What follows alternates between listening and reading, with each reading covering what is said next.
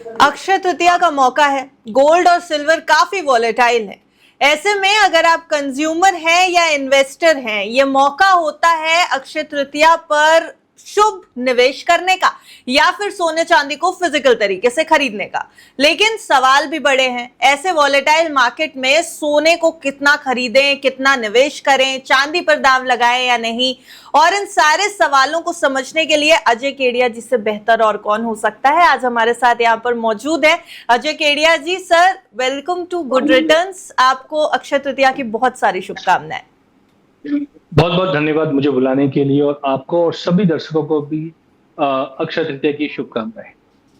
Sir, सबसे पहले तो मूड माहौल बता दीजिए बुलियन मार्केट का। इस अक्षय तृतीया पे क्या माहौल चल रहा है इस समय, क्योंकि वोलेटिलिटी बहुत ज्यादा है, जियोपॉलिटिकल टेंशंस जो हैं वो एक समय पर बहुत ज्यादा थी। हालांकि थोड़ी नरमी यहाँ पर दिखाई दे रही है, लेकिन गोल्ड और सिल्वर में उतार चढ़ाव अभी भी बना हुआ है। तो फिलहाल बुलियन मार्केट को कैसे देखें? देखिए, अगर हम अक्षय तृतीया के इस पावन अवसर पे अगर हम देखें तो पिछले 8 साल से कंसिस्टेंटली सोने ने पॉजिटिव रिटर्न ही दिया है। और ये दर्शाता है कि हम बोलते हैं ट्रेडिशनल वर्सेस इनोवेशन। मैं इनोवेशन वर्ड क्यों ले रहा हूं वो भी मैं आपको बताता हूं।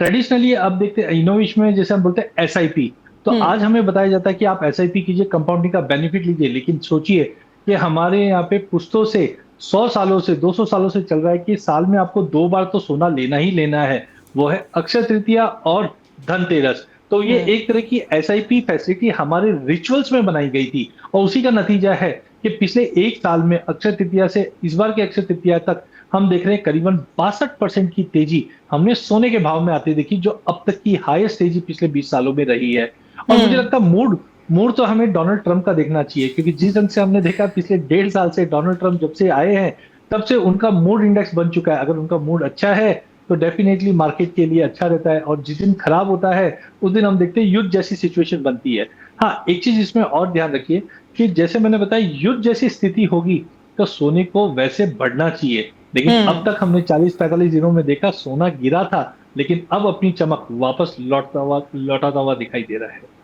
जी। और सर, अगर हम पिछले कुछ सालों का पैटर्न देखें, जैसा अभी आपने बताया कि अक्षय तृतीया के मौके पर सोना खरीदना किस तरीके से शुभ रहता है, तो हम निवेशकों के पॉइंट ऑफ व्यू से भी जानना चाहते हैं और कंज्यूमर्स के पॉइंट ऑफ व्यू से भी कि अक्षय तृतीया को सिर्फ एक ट्रेडिशनल रूप से सोना खरीदने के लिए शुभ अवसर माने या सच में कुछ मुनाफा होता है सोना खरीदने पर?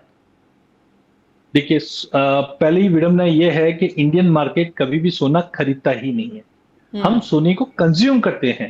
देखिए, अक्षय तृतीया, धनतेरस, शादी, कहीं पे भी अगर हम देखें अनिमा, तो हम देखते हैं ज्यादा करके हम सोने को ले लेते हैं बट बेचने के लिए कभी नहीं जाते। उदाहरण के तौर पे आज आपके गले में सोने की चैन है, 50,000 के भाव में आपने ली, आज 1,80,000 का लेवल देखने पे आप कभी उसको बेचने नहीं गई, क्योंकि हमारे रिचुअल में ये सोना है। लेकिन अगर इसको आपने इन्वेस्टमेंट के पॉइंट ऑफ व्यू से लिया तो तुरंत आप क्या करोगे, मैंने 50,000 का सोना लिया, 1 लाख हो गया, चलो मैं बेच देती हूँ। तो 2 फैक्टर इंपॉर्टेंट है। एक कि आपने कंजम्पशन के लिए लिया, वो सोना कभी भी मार्केट में नहीं आने वाला। लेकिन निवेश के लिए लिया है तो पहले हमारे पास निवेश के लिए कोई ऑप्शंस नहीं थे, बट गवर्नमेंट ने, सेबी ने, रेगुलेटर ने ये चीज समझी और समझ के हमारे पास काफी प्रोडक्ट दिए, जैसे डिजिटल गोल्ड बोल सकते हैं, जो कुछ है जो आरबीआई या सेबी रजिस्टर्ड प्रोडक्ट है, या फिर हम बोल सकते हैं ईटीएफ बोल सकते हैं, गोल्ड बॉन्ड बोल सकते हैं, या गोल्ड फ्यूचर्स बोल सकते हैं, जहां पे आप निवेश के लिए सोना लेते हैं।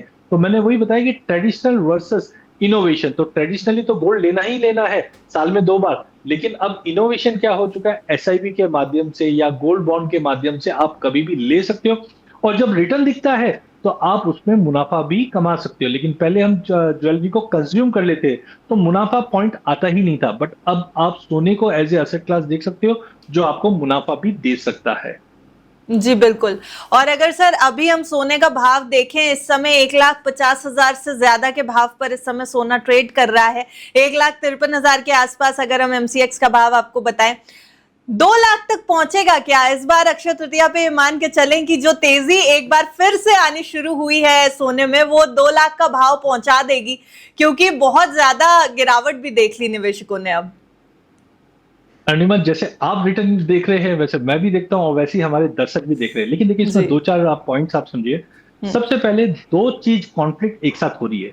उदाहरण के तौर पे जब भी हम ऐसी लड़ाई या ऐसा सिचुएशन देखते हैं तो जनरली सोने को बढ़ते हुए देखी, जो मैंने मेरे ओपनिंग कमेंट्स में बताया था। हम्म। लेकिन इस बार पिछले 45 दिन से जब से ये लड़ाई चल रही है, हमने देखा सोने में तो गिरावट आई है। इंटरनेशनल में भी अगर हम देखें तो $5400 का भाव था जिस दिन ये लड़ाई स्टार्ट हुई थी, और नीचे हम्म। में हमने 4100 का लेवल देखा, क्योंकि दुबई प्रॉपर्टी मार्केट में 40% का करेक्शन है, इक्विटी मार्केट में करेक्शन है, क्रिप्टो में करेक्शन है, इक्विटी मार्केट के साथ साथ करेंसी में करेक्शन है, जिसके चलते एक सेल ऑफ हमने सोने में भी देखा। लेकिन यही चीज 2008 और 2022 में हमने क्या देखा, जब भी ऐसी विश्वव्यापी चीजें आती है तो 4-6 महीना सोने में गिरावट होती है, बट उसके बाद एक जबरदस्त तेजी आती है। जैसे 2008 अक्टूबर में सोने का भाव $600 था, और हम्म। 2011 अप्रैल में $1920 चले गया था। 2022 में भी हमने अक्टूबर में सोने को $1600 का भाव देखा था, लेकिन इस बार जनवरी में हमने उसको 5600 का लेवल देखा। तो मुझे लगता है कि 2-4 महीना मार्केट एक उस रेंज में ट्रेड कर सकता है, लेकिन हम्म। लड़ाई, जियोपॉलिटिकल टेंशन, अनसर्टेनिटी और डोनाल्ड ट्रंप, ये मुझे लगता है सोने को और मजबूती देंगे। हो सकता है 2-3 महीना मार्केट शांत और एक रेंज में रहे, बट अगले अक्षय तृतीया तक 2 लाख का जो आपका माइटी लेवल है वो क्रॉस करता हुआ दिखाई देगा सोना। यानी कि अगले एक साल में, इस अक्षय तृतीया से अगले अक्षय तृतीया तक में 2 लाख हो ही जाएगा सोना। और सर, चांदी पर आपकी भविष्यवाणियां हम बेहद खास तरीके से सुनते हैं, क्योंकि आप चांदी को लेकर के बहुत ऑप्टिमिस्टिक रहते हैं हमेशा ही। हालांकि अभी जो सिनारियो चल रहा था, मेरी आपसे आखिरी बार बात हुई थी, आपने कहा था कि चांदी से थोड़ा सा अभी दूरी बनाने का समय है। राय वही है या बदल गई है इस बार? देखिए, राय डोनाल्ड ट्रंप के मूड पे बदलता है, और हमने देखा था पिछले साल आज ही के दिन अगर हम देखें तो गोल्ड सिल्वर रेशियो अरुणिमा एक ऐसा रेशियो है जो हमें बताता है कि चांदी आपकी सस्ती है या सोना महंगा है। तो हमने देखा 107। अच्छा, ये रेशियो निकालते कैसे? आप सोने के भाव को चांदी के भाव से डिवाइड कर दीजिए, तो आपको ये रेशियो निकल कर आएगा 60 करंट भाव से। लेकिन आपको ताज्जुब होगा सुनकर कि पिछले साल आज ही के दिन ये रेशियो 106 का लेवल था। जब 106 का लेवल था, इसका मतलब है सोना महंगा है, चांदी सस्ती है। और इसीलिए पिछले 1-1.5 साल से मैं आपको कह भी रहा था कि चांदी लो, चांदी लो। और आप देखेंगे फरवरी में ये रेशियो, फरवरी 2026 में ये रेशियो 44 तक आ चुका था। अब 44 तक आने का मतलब है सोना सस्ता हुआ है और चांदी खूब महंगी हो चुकी थी। एंड इसी के चलते चांदी में हमने 57% का फॉल देखा, जो 4,20,000 से 2 लाख तक का लो लगाता हुआ दिखाई दिया। हालांकि अभी देखिए 60 पे रेशियो है, और मुझे लगता है कि अगले 4-6 महीने के अंदर ये रेशियो 70 से 72 की तरफ जाएगा, जिसका मतलब है चांदी से ज्यादा सोना अच्छा लगता है। और चांदी देखिए इंडस्ट्रियल मेटल है, कच्चे तेल में $60 से हमने $90 आते हुए देखा। इसको खाली मात्र $30 का जब मत देखिए, आपका एनर्जी कॉस्ट 50% बढ़ चुका है। जो पहले $60 आता था, अब वो 90 आने लग गया, जिसकी वजह से मुझे लगता है इंडस्ट्रियल डिमांड जो है वो थोड़ी सी कर्टल होगी, और चांदी एक रेंज में रहेगी, जो ऊपर में हम बोल सकते हैं 85 से $90 और नीचे में $70। ध्यान रखिए, अगर 70 के नीचे गया तो एक करेक्शन भी ड्यू है, बट मुझे लगता है चांदी अब थोड़ा सा कंसोलिडेट करेगी, जबकि सोना मुझे ज्यादा अच्छा लगता है। जी, तो इस समय सोना ज्यादा अच्छा लग रहा है और चांदी कंसोलिडेशन मूड में नजर आ रही है। सर, थोड़ा सा हम कंज्यूमर और इन्वेस्टर पॉइंट ऑफ व्यू से अलग अलग अब आपसे सवाल करना चाहते हैं, क्योंकि बहुत सारे कंज्यूमर्स हैं जो अक्षय तृतीया की तरफ देख रहे हैं कि अब सोना खरीद लेते हैं परंपरा के अनुसार भी, और इस समय थोड़ा गिरा हुआ भी नजर आ रहा है पिछले कुछ महीनों का अगर हम देखें। ऊंची कीमतें अभी भी बहुत है, 1.5 लाख के आसपास सोने का होना भारतीय आम इंसान के लिए थोड़ा बजट तो हिलाता है। लेकिन क्या कुछ ऐसी टिप्स हैं जो प्रैक्टिकली पॉसिबल हो, जिससे हम थोड़ा कम समय में ज्यादा कीमत चुकाने से बच जाएं सोने की, या फिर किसी तरीके के ज्यादा प्राइसेस हमें पे ना करने पड़े? बचत कहाँ करें? देखिए, बचत कहाँ करें? देखिए, बचत आपको करना है बाकी चीजों में कीजिए, सोने में क्या बचत करना है? देखिए, सोना सोना है, और एक चीज आप समझिए कि आप सोने निवेश के लिए नहीं ले रहे हो, आप कंजम्पशन के लिए ले रहे हो, तो लॉन्ग टर्म के लिए ले रहे हो। हाँ, फिर भी बचत करने के 4-5 तरीके हैं। एक, आप मेकिंग चार्जेस देख सकते हो कि कौन सी, जब आप फिजिकल लेते हो। दूसरा, आप एक इसमें कर सकते हैं, एसआईपी के माध्यम से लीजिए। क्या होता है, बहुत बार हमारे मन में ये रहता है कि काश मैं अगर 2 महीने बाद और ले लेता तो मुझे प्राइसिंग और अच्छे मिल जाते।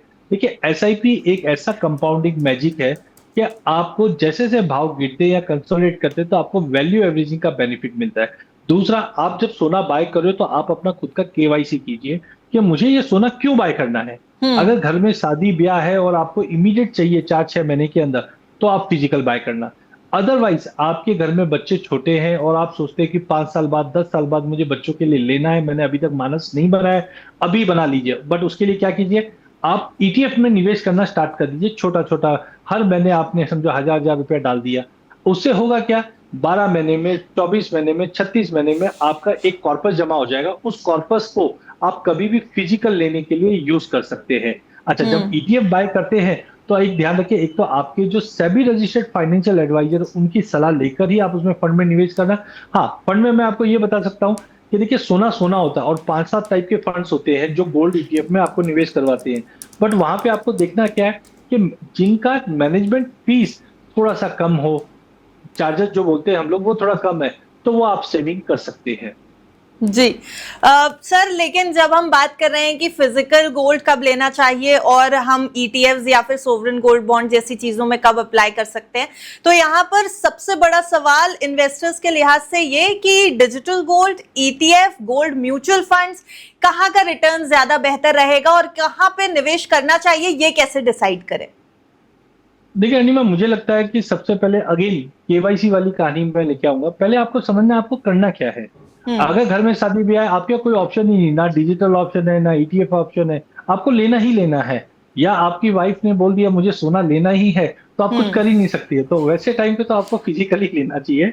हाँ, रिचुअल के हिसाब से, जैसे अभी बहुत ही अच्छा ऑस्पिशियस डे है और हम हमारे रिचुअल में मानते हैं कि सोना फिजिकल लेना बहुत अच्छा है, तो आप फिजिकल लिए। दूसरा, अगर आप एक लंबे समय के लिए लेना चाहते हैं कि मैं अपनी बच्ची की शादी के लिए या बच्चे के फ्यूचर के लिए ले रहा हूं, तब आप डिजिटल माध्यम से, मतलब ईटीएफ के माध्यम से, गोल्ड बॉन्ड के माध्यम से एसआईपी कीजिए, थोड़ा थोड़ा करके जमा कीजिए और आप ले सकते हैं। इवन अगर आप निवेशक है और फ्यूचर मार्केट में आप ट्रेड करते हैं, फाइनेंशियल मार्केट में, डेरिवेटिव मार्केट में ट्रेड करते हो और आपके पास शेयर बाजार में एक्सपोजर है, तब आप शेयर बाजार की तरह ही कमोडिटी भी, एमसीएक्स और एनएससी करके अच्छे स्टॉक एक्सचेंज है जहां पे ये ट्रेड होते हैं, वहां पे भी आप अपने पोर्टफोलियो में निवेश के तौर पे भी आप उसको ऐड कर सकते हैं। तो मुझे लगता है कि अगर आपका केवाईसी रखिए, आपको सोना क्यों लेना है, प्रोडक्ट मार्केट में अवेलेबल है, शॉर्ट टर्म के लिए भी अवेलेबल है, मिड टर्म के लिए भी अवेलेबल है और लॉन्ग टर्म के लिए भी अवेलेबल है। बट घर में अगर आपको लेना है तो फिजिकल ही लेना है। जी, अगर घर में रहना है तो फिजिकल ले लीजिए, और अगर आपके घर वाले कह रहे हैं कि सोना दिला दो तो भी फिजिकल गोल्ड की तरफ ही जाइएगा, क्योंकि सोना जो दिखता है वो ही बहुत सोना होता है।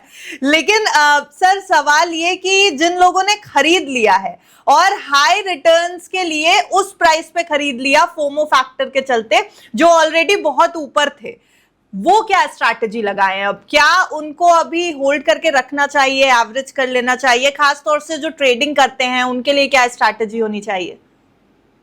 देखो, जिन्होंने फोमो में आकर सोने को ऊंचे भाव पे ले लिया, उनके लिए ये साल एक सीख वाला साल रहेगा। जैसे हमारे पेरेंट्स हमको सिखाते हैं कि अच्छा क्या बुरा क्या, हम उनकी बात नहीं मानते हैं, लेकिन आज सोने ने भी वही चीज किया कि सोने ने हमेशा जो समझाया हमें, वो बताया है कि सोना जैसे तपता है तभी भी अपनी प्रॉपर्टी नहीं बदलता, इसलिए वो सोना है।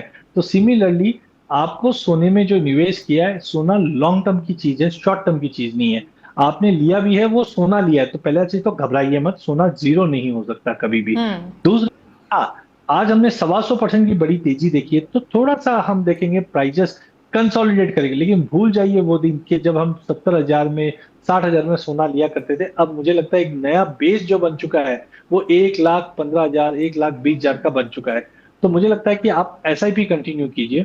उससे होगा क्या, जैसे हमने पिछले महीने, 1.5 महीने में देखा कि सोने ने 1,30,000 का लो मारा, उधर हमने कुछ बाय किया, तो आपका एवरेज अच्छा हो जाएगा। आप यहाँ से 2-2.5 साल का व्यू लेके चलिए, आप आराम से सोने को 2-2.5 लाख के ऊपर जाते हुए फिर से देखेंगे। 2-2.5 लाख के ऊपर सोना जाएगा। सर, चांदी कहाँ जा रही है अगले 1 साल में? देखिए, चांदी में yes, I was very much bullish, और लेकिन बुलिश भी कितना था, मैं 1.5 लाख तक ही देख रहा था, या $70-75 के आसपास जो चल रहा है उसके आसपास ही देख रहा था। बट रुपए की गिरावट ने डोमेस्टिक मार्केट में थोड़ा एलिवेटेड रखा है और 4 लाख तक ले थे। मुझे लगता है टाइमिंग मार्केट एक कंसोलिडेट करेगा। उम्मीद तो मेरी भी है कि 1,80,000 से 1,90,000 का एक जिस्ट नीचे आता हुआ दिखाई दे सकता है, बट शॉर्ट की सलाह नहीं है। मुझे लगता है यहाँ पे आप धीरे धीरे एक्यूमुलेट कीजिए, लेकिन जो पहले मैं बोलता था 6 महीना साल भर का आप व्यू लीजिए, मुझे लगता है चांदी में आप 2.5 से 3 साल का व्यू लेके चलिए। हाँ, आने वाले समय में वापस हम 4-4.5 लाख का लेवल देखेंगे, बट मुझे लगता है उसके लिए साल 1.5 साल लगेगा, क्योंकि चांदी एक इंडस्ट्रियल मेटल हो चुकी है। अब जिस ढंग से कच्चा तेल बढ़ा, इन्फ्लेशन बढ़ रहा है, तो इकोनॉमी में जो दबाव बनेगा उसकी वजह से चांदी का जो ऑफटेक है वो हम्म। इनिशियली थोड़ा, बट लॉन्ग टर्म के लिए चांदी भी अच्छी है। जी, लॉन्ग टर्म के लिए चांदी भी अच्छी लग रही है। सर, इन्वेस्टर्स की तो हमने बात कर ली, लॉन्ग टर्म इन्वेस्टर्स की और कंज्यूमर्स की भी। थोड़ा ट्रेडिंग की तरफ भी आते हैं, क्योंकि जब से सोने चांदी में इंटरेस्ट बढ़ना शुरू हुआ है इन्वेस्टमेंट के पर्पज से, लोग फ्यूचर्स भी देख रहे हैं, गोल्ड फ्यूचर्स की तरफ देखते हैं, ट्रेडर्स जो है वो भी काफी एक्टिव है। रिस्क मैनेजमेंट स्ट्रैटेजी यहाँ पर ट्रेडर्स के लिए क्या होनी चाहिए, जो फ्यूचर्स और ऑप्शंस में गोल्ड के ट्रेड कर रहे हैं? देखिए, आपने बहुत ही अच्छा और बहुत ही नाजुक पॉइंट उठाया है, बिकॉज सोने और चांदी में हम ज्यादा करके इतनी वॉलिटिलिटी नहीं देखते थे, बट जिस ढंग से वॉलिटिलिटी बढ़ी हुई है थैंक्स टू डोनाल्ड ट्रम्प, क्योंकि उनके एक एक स्टेटमेंट पे सोने चांदी में जबरदस्त मूव होने लग गया है। तो मुझे लगता है सबसे पहले तो बिना स्टॉप लॉस के कोई ट्रेड ना करें। सेकंड, आप ये देखिए कि एवरेज वॉलिटिलिटी कितनी है। आज हम दिन में देखते हैं इंटरनेशनल में करीबन $20-25 $50 तक का मूवमेंट आता है, जो डोमेस्टिक मार्केट में सोने में 1000 पॉइंट का मूवमेंट होने लग गया है। तो यहाँ पे आपको एक तो पोजिशनिंग साइज देखनी है, ऑप्शन में आप ट्रेड करके चलिए, बिकॉज ऑप्शन से क्या होगा, आपकी कैपिटल बहुत ही ज्यादा सिक्योर वे में काम होगी। और खास करके ज्वेलर भाइयों के लिए मेरा निवेदन है कि ऐसे टाइम पे आपके जो भी अनफिक्स परचेज है उनको आप प्रॉपर्ली हैच करके चलिए, क्योंकि आपने देखा कि अगर आपने काउंटर पे 100 ग्राम सोना बेच दिया और आप गलती से एक दिन की भूल चूक हो गई कि मैंने बुक नहीं किया बुलियन वालों से, मालूम पड़ा सोने में 10-20 हजार रुपए की तेजी आ गई, तो आप जो मुनाफा करना चाहते हैं कि मैं मेकिंग चार्जेस से कमा लूं, और एक ही प्राइस डिफरेंस पे आपका मुनाफा इरोड होता है। तो यहाँ पे आप सेबी रजिस्टर्ड जो भी फाइनेंशियल एडवाइजर है या हेजिंग स्ट्रेटेजी जो बना के देते हैं उनसे आप बैठिए, क्योंकि आने वाले दिनों में अनिमा मुझे लगता है ये वॉलिटिलिटी और ज्यादा बढ़ते हुए दिखाई देगी। ऐसे समय में प्रॉपर हेजिंग टूल ज्वेलर के लिए भी होनी चाहिए। और हाँ, इक्विटी मार्केट में भी अगर आपका एक्सपोजर है तो आप समझिए उस चीज को कि आप अपनी इक्विटी के एक्सपोजर को भी गोल्ड से हेज कर सकते हैं, क्योंकि हम जानते हैं कि जब भी इक्विटी मार्केट में कोई फॉल होगा तो डर की वजह से फॉल होगा, और वो डर के बाद सोना ज्यादा चमकता है, तो वहां पे भी आप उसको कर सकते हो। सर, एक आखिरी सवाल, बहुत इंपॉर्टेंट, और हर कोई इसी सवाल के बारे में जानना चाहता है इस समय कि पोर्टफोलियो में क्या अलोकेशन रखें अब गोल्ड और सिल्वर का। वोलेटिलिटी जब नहीं थी तब हम एक्सपेक्ट करके चल रहे थे कि 10 से 15% तो गोल्ड अच्छा खासा रिटर्न दे रहा है, 10 से 15% तो बढ़ा दो। अभी भी वही अलोकेशन आइडियल अलोकेशन है या कुछ घटाना बढ़ाना चाहिए? देखिए अनिमा जी, आपने ये भी बहुत ही अच्छा सवाल लिया, लेकिन आप ये देखिए आज से 10-15 साल पहले सोने को कोई भी एक असेट क्लास के रूप में नहीं देखते थे। देखा भी जाता था तो नॉन यील्डिंग पैसिव फंड के हिसाब से देखा जाता था, और बोलते थे 5% का एलोकेशन कीजिए। मैं पिछले 4-5 साल से कंटिन्यू कर रहा हूँ, आप अपने पोर्टफोलियो में 18 से 20% का एलोकेशन कीजिए। हाँ, आप एग्रेसिव हो तो आप 25% तक ले जाइए, बट बहुत ज्यादा मत कीजिए। 20% का एक स्टैंडर्ड एलोकेशन होता है। इससे बेनिफिट क्या होगा, जब जब आपका इक्विटी मार्केट में नेगेटिव रिटर्न या स्टेबल रिटर्न रहेगा, उसमें आपको इजाफा करके देगा सोना। आप पिछले 4 साल में आप देखेंगे, इक्विटी 3 साल में देखेंगे तो इक्विटी मार्केट ने एक मॉडरेट रिटर्न ही दिया है, लेकिन सोने ने जो एड ऑन किया है वो आपकी पोर्टफोलियो को बचाता हुआ दिखाई दिया है। तो मुझे लगता है अभी भी आपको 18 से 20% का एलोकेशन सोने चांदी में रखना चाहिए। और सर, इस बार अक्षय तृतीया पे सिर्फ सोना ना खरीद के चांदी खरीदने की तरफ भी देख सकते हैं क्या एलोकेशन के पर्सपेक्टिव से? मेरे पास एक सवाल भी आया था कि सर सोना चांदी छोड़िए कॉपर को ले सकते हैं क्या? आपने बोला था copper is a new gold, और कॉपर में हमने बहुत बड़ी तेजी देखी थी, और कुछ ज्वेलर्स ने तो कॉपर के 1-1 किलो के बार भी रखने स्टार्ट कर दिए हैं। बट देखिए, अक्षय तृतीया है, रिचुअल है, सोने को लीजिए, और मुझे लगता है कि यस, अभी भी मुझे प्रेफरेंस है कि सोना लेके चलिए। बट हाँ, इन्वेस्टमेंट के पॉइंट ऑफ व्यू से सिल्वर ज्यादा अच्छा लगता है, कॉपर ज्यादा अच्छा लगता है, चांदी में थोड़ा समय लग सकता है। तो सर, कॉपर के भी टारगेट्स बता दीजिए अब जल्दी से, क्योंकि सच में मुझे याद है मेरी आपसे ही बात हो रही थी जब मैंने कहा था copper is the new gold.